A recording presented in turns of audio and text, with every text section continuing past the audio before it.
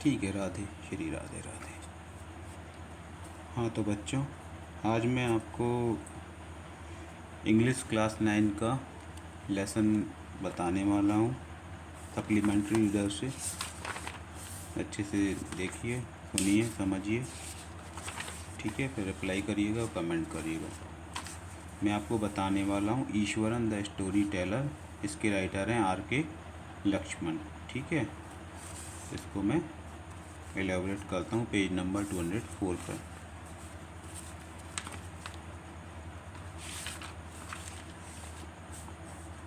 Now look this. Eswaran the story teller. About the author, पहले हम लेखक के बारे में कुछ जान लेते हैं। रासीपुरम कृष्णस्वामी अय्यर लक्ष्मण, ये उनका पूरा नाम है। ये 24 अक्टूबर को 1921 मैसूर में इंडिया में पैदा हुए थे। Is an Indian cartoonist, illustrator and humorist. ये भारतीय कार्टूनिस्ट, मतलब जो कार्टून होते हैं जैसे छोटा भीम हो गया, मोटू पतलू और अलादीन, जैस्मीन और मिक्की माउस, इस टाइप के ये कार्टूनिस्ट बनाते थे। इलस्ट्रेटर, ये एक्सप्लेन भी करते थे। ह्यूमनोरिस्ट मतलब एक इंसानियत के लिए भी इन्होंने कई काम किए हुए थे। He is best known for his creation the common man for his daily cartoon strips. तो ये अच्छे से जाने जाते थे, बहुत अच्छे से, the common man for his daily cartoon strip. तो जो कॉमन मैन, जो आम आदमी की जो वो रहती है ना, मजाकिया कुछ छोटे छोटे चित्र, उसको बहुत बनाते थे। You said it in the times of India. और टाइम्स ऑफ इंडिया में आप देखोगे तो उसमें यू सेड इट करके एक इनका कॉलम रहता था, उसमें भी कार्टून रहते थे। Shri Ganesh. He received Roman Magsaysay award for journalism, literature and creative communicative arts इन 1984। तो इनको कौन कौन से पुरस्कार मिले हैं? इन्हें मिला है पुरस्कार Raman Magsaysay award for journalism, मतलब पत्राचार में इनको मिला है। लिटरेचर, लेखन के कार्य में मिला है। एंड क्रिएटिव कम्युनिकेटिव आर्ट्स, और एक क्रिएटिव कहते हैं हम इसको, मतलब आउट ऑफ बॉक्स सोचने से जो कम्युनिकेटिव आर्ट्स है, इनको 1984 में इसका अवार्ड मिला है। In January 2008 he receive life time achievement award for journalism. और जर्नलिज्म में इनको 2008 में जनवरी में लाइफ टाइम, मतलब पूरी ज़िंदगी का एक अचीवमेंट अवार्ड मिला हुआ है। R.K. Narayan is his Elder brother. इनके बड़े भाई के लिए बात करी जाए तो उनका नाम है R.K. Narayan.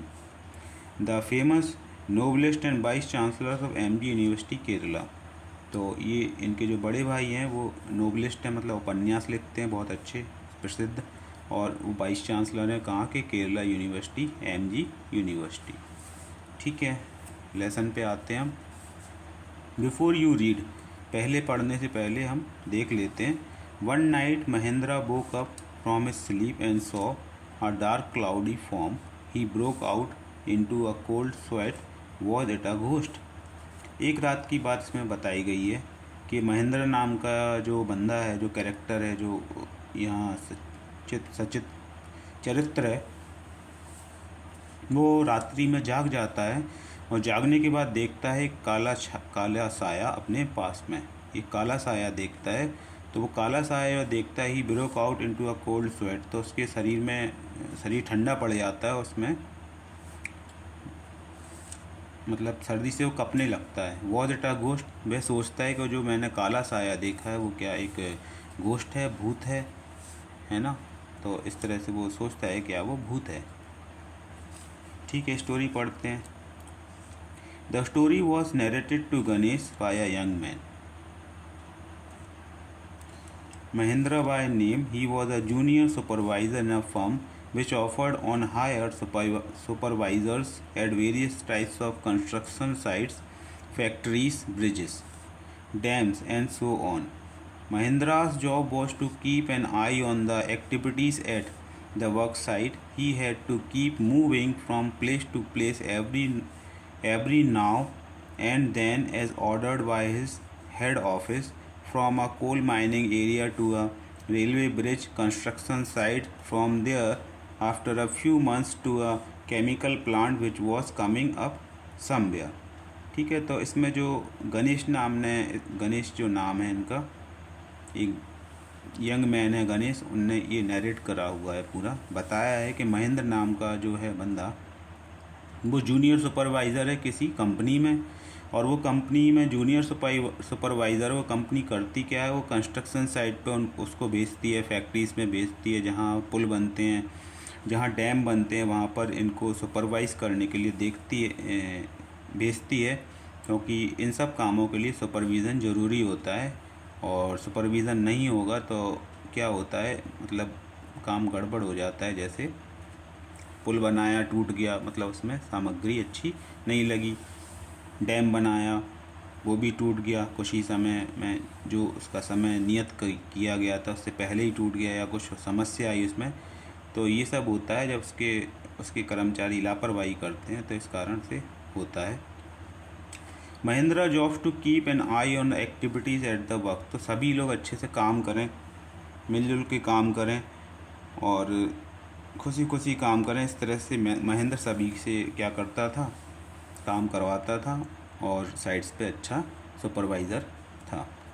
He had to keep moving from place to place every now and then as order by head office, तो जैसे ही उसे हेड ऑफिस से क्या मिलता था, लेटर मिलता था या कमांड मिलती थी कि भाई तुमको इस साइट पे जाना है, तो उस जगह पे पहुंच जाता था। कभी केरला के अंदर पहुंच गया, कभी गुजरात के अंदर पहुंच गया, कभी जम्मू कश्मीर के अंदर, कभी महाराष्ट्र के अंदर, कभी बंगाल के अंदर, कभी हैदराबाद के अंदर, कभी तमिलनाडु के अंदर, कभी चेन्नई। तो इस तरह से वो पूरी भारत में कहीं ना कहीं घूमता रहता था कंपनी के काम से। तो from a coal mining area to a railway bridge, उसने कोयले की खानों में काम किया है। रेलवे ब्रिज कंस्ट्रक्शन, जहाँ रेलवे बड़े बड़े पुल बनाती है, वहाँ एक काम किया है। From there after few month to a chemical plant, और कुछ महीनों के लिए उसने एक रासायनिक प्लांट, जहाँ रासायनिक क्या होता है, केमिकल प्लांट है, वहाँ कुछ बनता हो केमिकल का, तो वहाँ भी इन्होंने काम किया है। ही वॉज अ बैचलर, वह क्या थे, ब्रह्मचारी थे। ब्रह्मचारी नहीं कहेंगे, उन्होंने शादी नहीं करी थी। His needs were simple and he was able to adjust himself to all kind of odd conditions.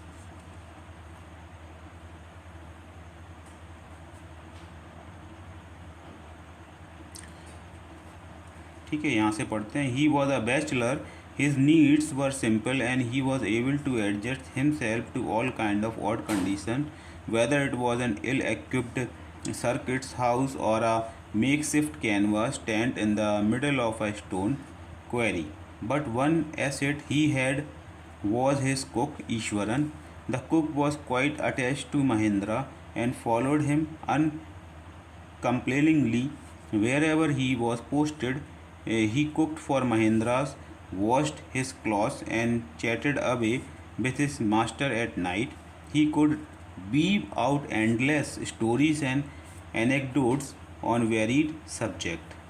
तो जो ये इन्होंने शादी नहीं करी थी महेंद्रा ने, तो ये क्या थे, बैचलर का आप जानते हैं, हिंदी कुंवारा कहते हैं इसको। ठीक है, his needs were simple and, so इनकी ज़्यादा ज़रूरतें तो थी नहीं, सादा रहते थे। He was able to adjust himself to all kind of odd condition, मतलब कैसी भी इनको कंडीशन मिल जाए उसमें रहने का इनको अपनी व्यवस्था बना लेते थे। Wherever it was ill equipped, या वो ऐसा घर हो जहाँ पे बिजली ना हो, या वो ऐसा घर हो जहाँ वो टेंट में भी रह लेते थे, और इस तरह से वो कहीं भी झोपड़ पट्टी वगैरह कहीं भी अपना ठिकाना बना के रह लेते थे। अब ये तो उनका रहने का अपनी व्यवस्था बना ही लेते थे। But one asset he had was his cook, लेकिन उनके लिए एसेट जो होते हैं, मतलब जिससे हमको लाभ होता है निरंतर, उस चीज़ को हम एसेट कहते हैं। ठीक है, जिससे फ़ायदा होता है उसे हम एसेट कहते हैं।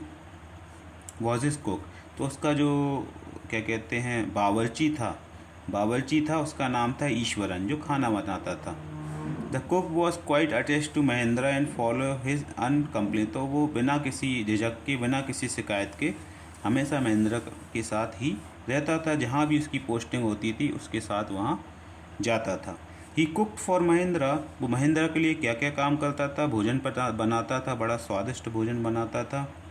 उसके कपड़ों को बहुत साफ़ करके रखता था, धोता था।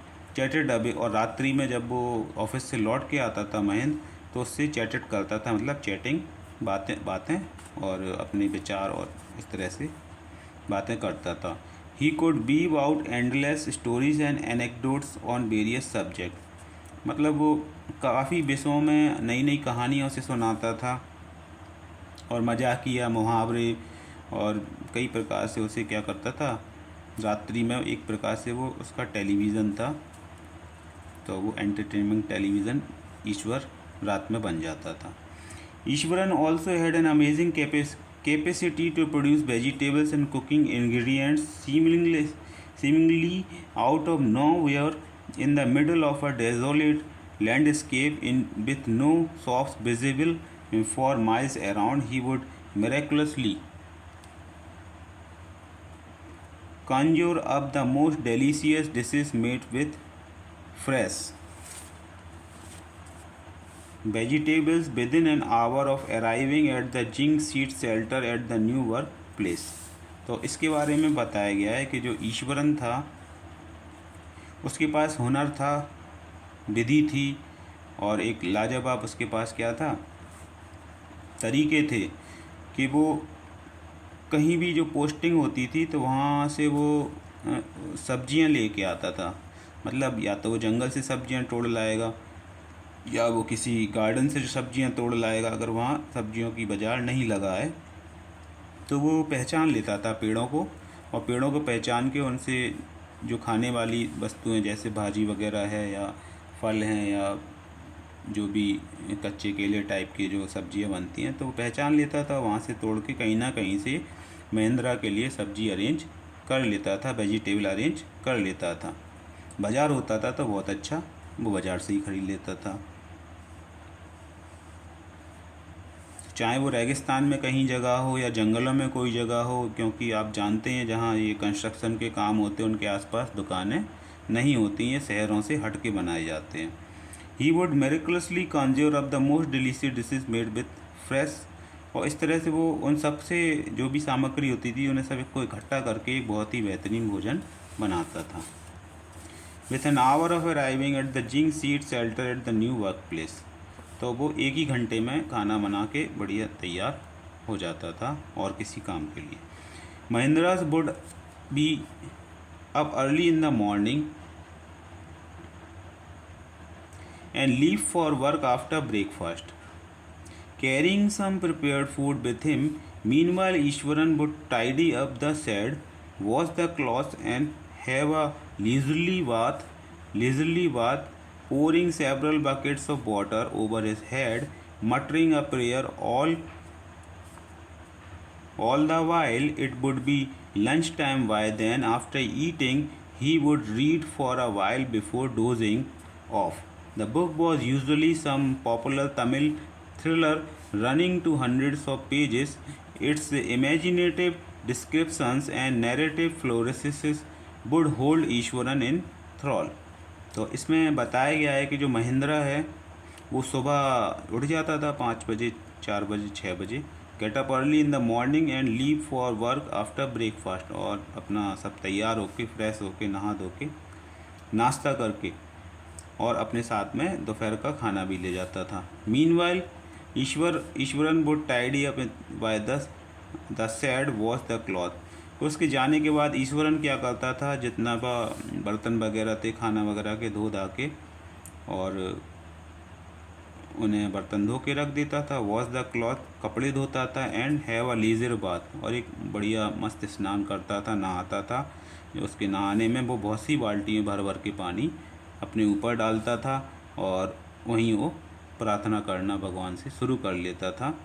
तो नहाते नहाते प्रार्थना उसकी शुरू हो जाती थी।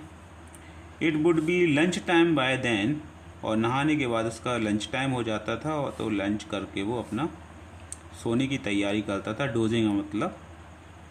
डोजिंग ऑफ मतलब क्या कहते हैं, जो विश्राम होता है ना दोपहर वाला, तो वही आधा पौन घंटे वाला, तो उसमें डोजिंग ऑफ ये लंच करने के बाद सोने से पहले वो क्या करता था, the book was usually some popular, तो उसके पास एक किताब थी तमिल थ्रिलर, जिसमें डरावनी कहानियाँ थी तमिल राइटर की, बहुत प्रसिद्ध थी, तो उसे पढ़ता था।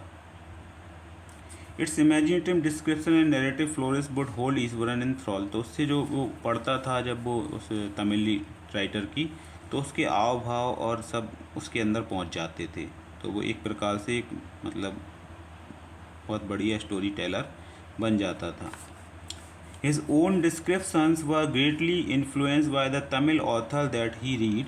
When he was narrating even the smallest of incident, he would try to work in suspense and a surprise ending into the account. For example, instead of saying that he had come across an uprooted trees on the highway, he would say, with eyebrows suitably arched and hands held out in a dramatic gestures. The road was deserted and I was all alone.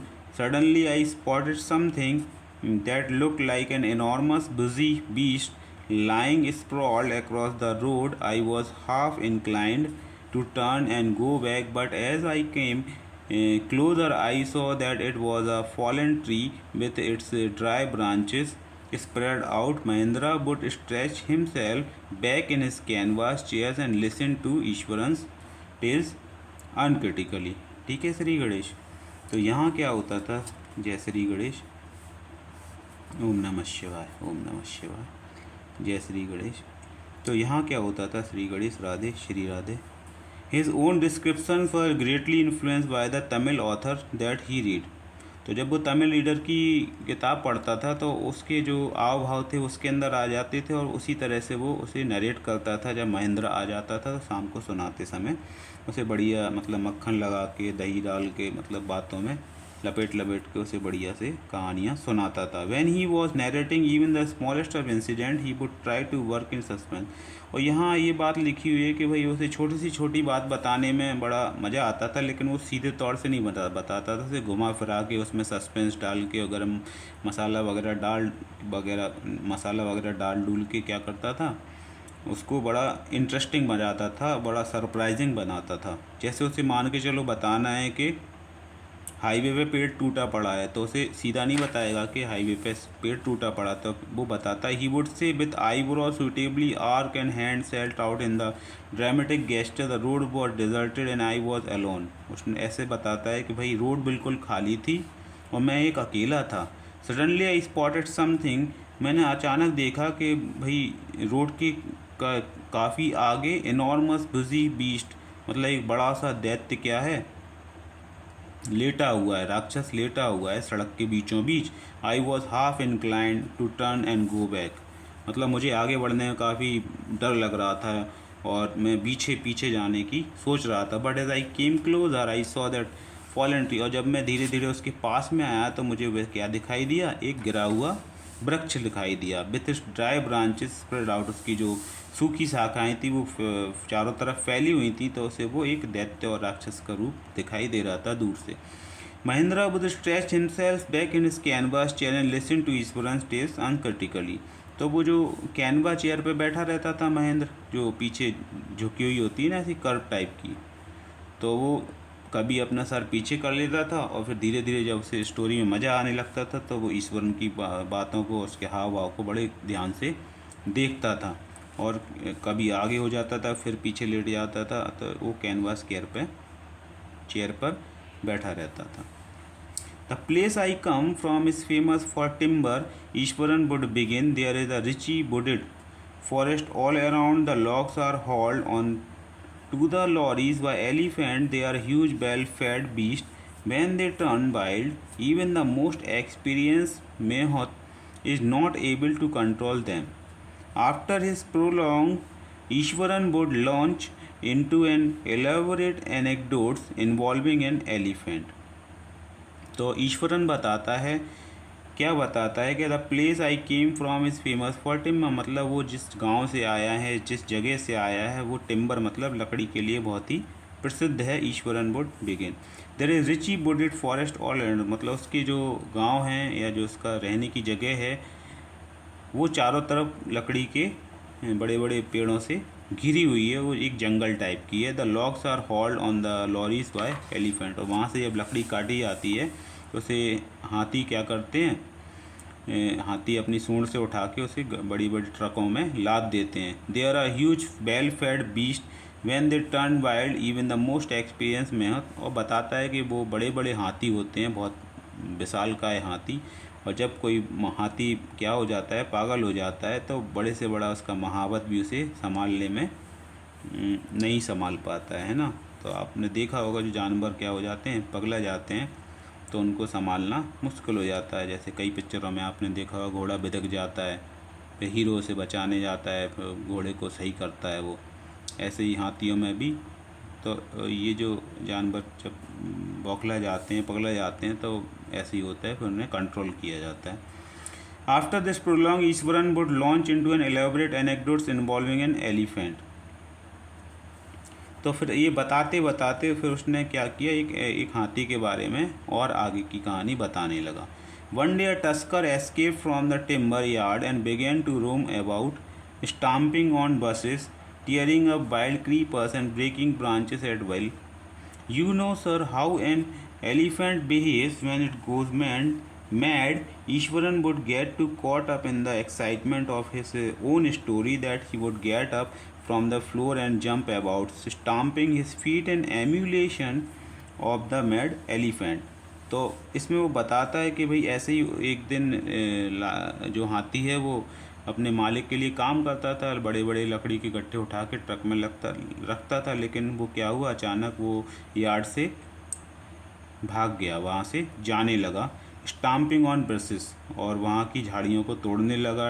और wild creepers, जो नीचे रेंगने वाले क्या कहते हैं, bell वगैरह थी, कद्दू के बेल, और जो नीचे पैदा होते हैं क्रीपर्स, उनको तोड़ने लगा। ब्रेकिंग ब्रांचेस एट विल, और पेड़ों की जो शाखाएं थी उनको तोड़ने लगा। फिर वो बताता है कि सर महेंद्र सर, आप जानते हैं जैसे जब पागल हो जाता है हाथी तो वो कैसे बिहेव करता है, चारों तरफ तबाही मचाता है। ईश्वर would get so caught up in the excitement of his own story that he would get up from the floor and jump about. तो इस तरह जब ईश्वरन बैठ के कहानी सुना रहा था, तो फिर धीरे धीरे वो अपनी जगह छोड़ देता, उठ जाता है। उठने के बाद वो और मतलब हाथ फैलाता है, पैर फैलाता है, अपने पैरों को ज़मीन पर ज़ोर ज़ोर से मारता है और दिखाता है कि इस तरह से हाथी जैसे चिंपैंजी टाइप का था ना, हो जाता है चिंपैंजी टाइप बंदर और चिंपैंजी टाइप के बनाते हैं ना, तो उस तरह से वो बिहेव करके बताने लगा कि इस तरह से हाथी में मतलब बड़े बड़े पाँव थे और वहाँ बड़े बड़े हाथ थे उसके। इस तरह से सिर को मटकाने लगा कि वो जंगल में ब्रांचों को तोड़ने लगा और बेलों को हटाने लगा, पत्थरों को इधर से उधर करने लगा, झाड़ियों को हटाने लगा और वहाँ से भाग गया। भागने के बाद क्या हुआ, the elephant reach the outskirt of own town, breaking the fences down like matchsticks. He would continue. It came into the main road and smashed all the stalls selling fruits, mud, pots and cloths. People ran helter-skelter in panic. The elephant now entered a school ground where children were playing, breaking through the bricks wall. All the boys ran into the classrooms and shut the doors tight. The beast grunted and wandered about, pulling out the football goal post, tearing down the volleyball net, kicking and flattening the drum kept for water and uprooting the shrubs. Meanwhile, all the teachers had climbed up to the terrace of the school building. From there, they helplessly watched the depredations of the elephants. There was not a soul below. On the ground, the streets were empty as if the inhabitants of the entire town had suddenly disappeared. तो इस paragraph में क्या बताया गया है, ये the elephant reach the outskirt of the, तो इस तरह से वो एक कस्बे के बाहर पहुंच गया। कस्बा गांव से बड़ा होता है तो उसकी बॉन्ड सीमा के बाहर आ गया। Breaking the fences down like, और उसकी जो सीमा बांधी गई थी, बड़े बड़े जैसे खेतों में मेड़ लगाई जाती हैं चारों तरफ, इस तरह से उस कस्बे के चारों ओर बड़े बड़े फेंचेस लगा दिए गए थे। डंडे में वो तारों के वो चारों तरफ लगा दिए जाते हैं ना, अंदर कोई जानवर ना आ पाए। तो उस कस्बे के बाहर उसने सभी को वो उस जैसे माचिस की तीलियाँ बिखरती हैं ना, उस तरह से उसने सबको हटा दिया। He would continue, it came into the main road, और फिर अंदर आके वो एक मेन रोड पर आ गया। स्मैश्ड ऑल द स्टॉल्स, ने सारे फलों के जो ठेले थे और जो मटके वगैरह हैं, गुल्लक बनाते हैं, उनकी उनकी दुकानों को, क्लॉथ जो कपड़े की दुकानें थी उन सबको तहस महस करने लगा। तो वहाँ के लोग हेल्टर स्केल्टर इधर उधर पैनिक होके कष्ट के मारे इधर से उधर भागने लगे। The elephant now entered a school grounded where children were playing. धीरे धीरे करके वो आगे बढ़ा। आगे बढ़ने के बाद एक स्कूल में पहुंच गया। तो वो हाथी स्कूल में पहुंच गया। स्कूल में पहुंचने के बाद उसने उसकी दीवार तोड़ दी। जो स्कूल के अंदर बच्चे रहते हैं, बाहर दीवार लगी रहती है, उसको तोड़ दिया। Brick ball all the bell wall boys ran into the classroom and shut the door tight. तो वहाँ जैसे ही हाथी को उन्होंने देखा सब बच्चों ने, तो सारे के सारे विद्यार्थी अपने अपने स्कूलों में अपने अपने क्लासरूम में चले गए और अपना दरवाज़ा लगा लिया। The beast grunted and wandered about pulling out the football goal post, tearing down the volleyball net, kicking and flattering the drum cap for waters and uprooting the shrub.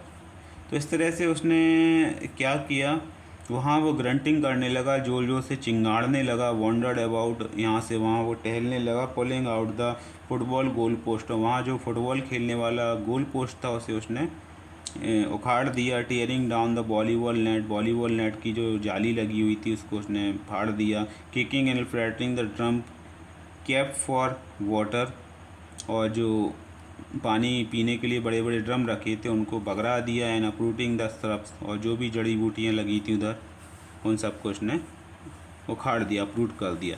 Meanwhile all the teachers climb, और जितने अध्यापक थे वहाँ पे वो सारे के सारे स्कूल की छत पर चढ़ गए। स्कूल की छत के चढ़ के ऊपर से हाथी को देखने लगे, क्योंकि वो सारे असहाय थे, कोई हाथी को कंट्रोल नहीं कर सकता था। There was not a soul below on ground, और पूरे मैदान में, स्कूल के मैदान में कोई नहीं भटकता था, कोई नहीं था। द स्ट्रीट्स वर एम्प्टी, सड़कें पूरी खाली थी।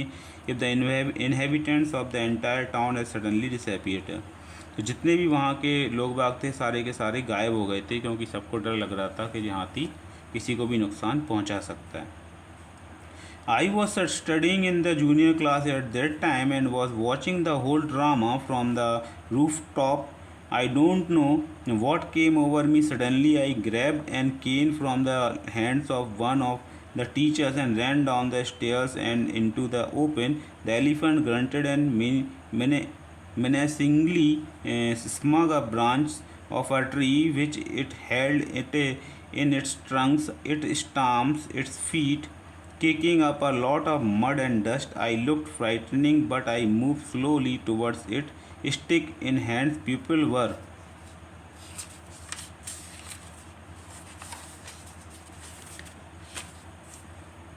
were watching the scene, hypnotized from nearby housetops. The elephant looked at me red-eyed, ready to rush towards me. It lifted its trunks and trumpeted loudly. At that moment, I moved forward and, mustering all my force, racked its third toenail on the quick. The beast looked stunned for a moment, then it shivered from head to foot and collapsed. तो आगे इसमें क्या बताया गया है कि भाई जो ईश्वरन था वो बता रहा है कि मैं उसी स्कूल में पढ़ता था जिसमें पागल हाथी आ गया था। तो मैं उसी स्कूल में जूनियर क्लास का क्या था, बच्चा था और पढ़ता था। And was watching the whole drama from the roof top, और वो जहाँ अध्यापक थे छत पर वहीं से वो सबको देख रहा था हाथी क्या कर रहा है। I don't know what came over me suddenly, I grabbed and came from the hand of one the teachers.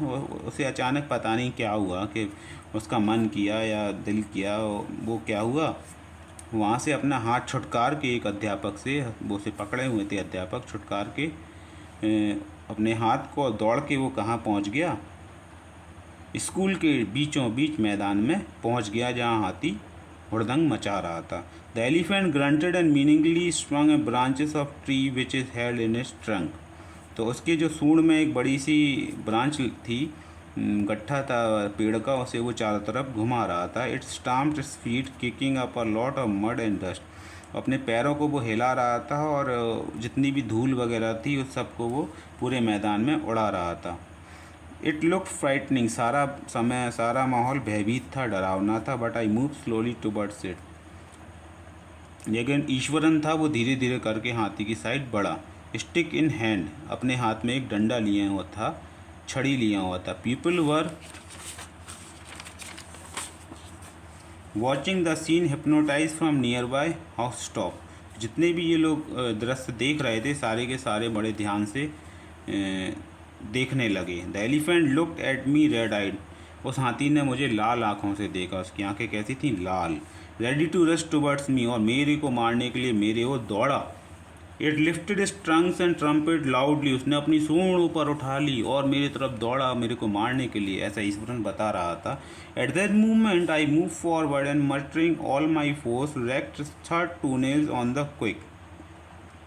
तो इस तरह से उसने अपना पूरा पावर लगाया ईश्वरन ने, और दौड़ते हुए जो हाथी के पैरों के नीचे का जो तीसरा नाखून था वहाँ पे उसने अपनी जो डंडा लिया था, अपनी स्टिक ली थी, उसको मारा वहाँ पे। The beast looks stunt for a movement then it shivered from head to foot and collapse. और जैसे ही उसे नाखून पे जोर से डंडा मारा उसने, तो वो क्या हो गया, हाथी पूरा स्टंड हो गया, मतलब बड़ा चकमका गया, बड़ा बड़ा उसकी हालत ख़राब हो गई। और सिवर कपने लगा। हेड टू फुट, सर से लेके पैर तक कपने लगा। एंड कोलैप्स, और धरती पर गिर गया, उस मैदान में बिछ गया, गिर गया। Eight this point Ishwaran would leave the story unfinished and get up mumbling, I will be back after lightning the gas and warning up the dinner. Mahendra, who had been listening with rapt attention, would be left hanging. When he returned, Ishwaran would not pick up the thread of the story right away. Mahendra would have to remind him that the conclusion was pending. Well, a veterinary doctor was summoned to revive the animal. Ishwaran would struck casually. 2 days later, it was led away by its mahout to the jungle. तो इस तरह से वो यहीं पे अपनी कहानी ख़त्म करता है और कहता है कि भाई at this point Ishwaran would leave the story unfinished and get mumbling, और जल्दी से वहाँ से उठ जाता है। मम्बलिंग मीन्स क्या होता है?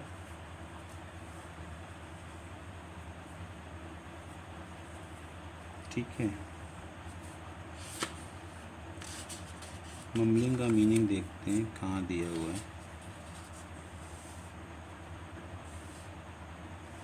बुदबुदाना, मतलब वो अपने अंदर ही कुछ ना कुछ बोल के जल्दी से उसने कहानी वहाँ फिनिश करी। और ये आई विल बी बैक, और कहने लगा महेंद्र मैं अभी हाल आता हूँ, आपके लिए गैस बंद करके आता हूँ और गरम गरम डिनर लेके आता हूँ, जिससे आप उसे पाइए, उसे खाइए, उसे ग्रहण करिए। Mahendra who had been listening with rapt attention, वो बड़े ध्यान से, बड़े अटेंशन से उसकी पूरी हाथी वाली कहानी सुन रहा था। तो when he return Ishwaran would not pick up the thread of the story right away. तो महेंद्र ने कहा कि जो ईश्वर तुमने मेरे को कहानी सुनाई है, इसको और थोड़ा सा ढंग से सुनाओ, मेरे को इसका पूरा फाइनल कंक्लूज़न भी बताओ। उसने उसे याद दिलाया। तो इस तरह से उसने बताया कि बस वो जब वो हाथी पूरे मैदान में बिछ गया, लेट गया या गिर पड़ा, तो फिर वहाँ वेटरनरी डॉक्टर आया, मतलब जानवरों का डॉक्टर आया, उसे ले गया। Iswaran would strung casually. 2 days later वो led away by the man to the jungle. और फिर 2 दिन के बाद जब वो अच्छा हो गया तो उसके हाथी के महावत ने वो उसको जंगल में वापस ले गया। Well how did you manage to do it Ishwaran, how did you bring down the beast. तो महेंद्र बड़ा चकित हो गया कि ईश्वरन जब वो उस स्कूल में पढ़ता था कैसे उसने बड़े से हाथी को धराशायी कर दिया, ज़मीन पर लटा दिया। It has something to do with a Japanese art, I think sir, karate और jujitsu it is called. I had read about it somewhere. It temporarily paralyses the nervous system you see. तो ईश्वरन बताता है कि sir, Mahendra sir, मैंने ये कला जापानी आर्ट में सीखी थी। जापान में जो कराटे और कुंफू वगैरह सिखाते हैं उसमें ये बताया गया है कि अगर हम किसी जानवर के नाखून में बहुत ज़ोर से घात लगा दें या पीड़ा पहुंचाएं तो उसका पूरा का पूरा शरीर क्या हो जाता है, कुछ समय के लिए पैरालाइजेज हो जाता है, उसके दिमाग काम करना बंद कर देता है। ठीक है, तो ये जापानी आर्ट्स आपने देखी होगी, कराटे वगैरह वो क्या करते हैं, एक मतलब गर्दन पे ऐसे मार देंगे या सर पे कहीं ऐसे मार देंगे, तो पूरा शरीर उसका रुक जाता है। तो ये कुछ पॉइंट होते हैं शरीर पे, अगर उधर हम ज़ोर से दबा दें या वहाँ पे ज़ोर से मारें तो हमारा दिमाग और उसका कनेक्शन टूट जाता है। So nowadays passed without Ishwaran recounting some story packed with adventure. Sri Radhe Krishna, Sri Radhe Krishna, Sitaram Swami ji, जय माता दी जय। तो बच्चों आगे का स्टोरी में क्या है इतना मैंने बता दिया। यहाँ जापानी आर्ट की बात कही जाती है, हमारे यहाँ भी काफ़ी आर्ट है। जैसे केरला में आप जाओगे तो केरला में आप टाइगर श्रॉफ की मूवी देखोगे, तो टाइगर श्रॉफ ने जो वहाँ कला सीखी है वो भी बहुत ही प्रचलित है केरला में। ऐसे ही हर राज्य में हर जगह लड़ने की कई कलाएं होती हैं, तो यहाँ केवल जापान और उसकी बता रहे हैं। I have read about it somewhere it temporary paralyse the nervous system you see not a day pass without Ishwaran recounting some story packed with adventure, horror and suspense. Whether the story was credible or not, Mahendra enjoyed listening to it because of the inimitable way in which it was told. Ishwaran seemed to more than make up for the absence of a TV in Mahendra's living quarter. तो जो महेंद्रा जिस quarter में रहता था तो वहाँ उसको ईश्वरन के द्वारा कई प्रकार की कहानियाँ सुनने को मिल जाती थी। कहीं कहीं एडवेंचर होता था, मनोरंजन होता था, कहीं डरावना था, भयभीत करने का था, और कहीं सस्पेंस होता था, सरप्राइज टाइप का। तो ईश्वरन उसके लिए एक टीवी था बिल्कुल, और टीवी बन के वो पूरा उसे बताता रहता था। वो स्टोरी कैसी भी हो, मतलब क्रेडिबल है या नहीं है उसे सुनाने से मतलब है। वो पूरा मसाले वगैरह लगा के, मक्खन लगा के पूरी कहानी सुनाता था। महेंद्र को बड़ा मज़ा आता था, बड़ा आनंद आता था उससे सुनने में, क्योंकि वो अपने पूरे आव भाव से बातों को बताता था, कहानी में घटनाओं को प्रदर्शित करता था।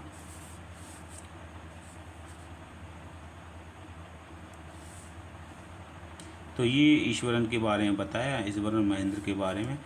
आगे जाते हैं। One morning when Mahendra was having breakfast, Ishwaran asked, can I make something special for dinner tonight sir?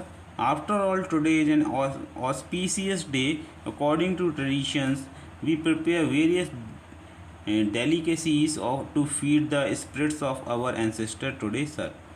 तो जैसे हमारे यहाँ क्या होते हैं, कराई दिन आते हैं ना, कराई दिन कहते हैं उनको, जब हम पूर्वजों को खाना देते हैं अपने, तो ये उसी समय का बात कर रहा है। जैसे बताते हैं ना, जो भगवान सो जाते हैं उस समय, तो ये जो रहता है कराई दिन कहलाता है। तो वन मॉर्निंग में महेंद्र वॉज हैविंग ब्रेकफास्ट, एक सुबह की बात बता रहे हैं इसमें, जब महेंद्र क्या अपना सुबह का नाश्ता पा रहा था। ईश्वरन आस्क्ड, ईश्वरन ने पूछा, क्या पूछा? Can I make something special for dinner tonight sir? क्या मैं आज रात्रि के लिए कुछ बेहतरीन, बहुत स्वादिष्ट, बहुत ही शानदार कुछ बनाऊं आपके लिए? After all today is an auspicious day. उसने महेंद्र को बताया कि आज का दिन क्या है, बड़ा ही ऑस्पिशियस है, बड़ा शानदार है, बड़ा ही इम्पोर्टेंट है। According to traditions we prepare various delicacies to feed the spirits of our ancestor today. तो ट्रेडिशन मतलब हमारी जो परंपरा है, हमारी जो संस्कृति है, उसके अनुसार बताया गया है कि किराए दिन में हम क्या करते हैं कि जो हमारे पूर्वजों की आत्माओं को हम खाना खिलाने के लिए बढ़िया बढ़िया भोजन बनाते हैं। जैसे कौए को खिलाया जाता है, और डॉग को खिलाया जाता है, काऊ को खिलाया जाता है, तो उनको खिलाने के लिए स्पेशल खाना बनाते हैं हम, क्योंकि ऐसा मानते हैं कि हमारी जो पूर्वजों की आत्मा है किसी न किसी रूप में आती है, कौए के रूप में, गाय के रूप में, कुत्ते के रूप में। तो उनको भोजन देने से क्या मिलता है, सीधा ऐसा कनेक्शन होता है कि वो हमारे सीधे पूर्वजों का रास्ता बढ़ाती है आगे, जिससे हम भी आगे बढ़ पाते हैं। ठीक है।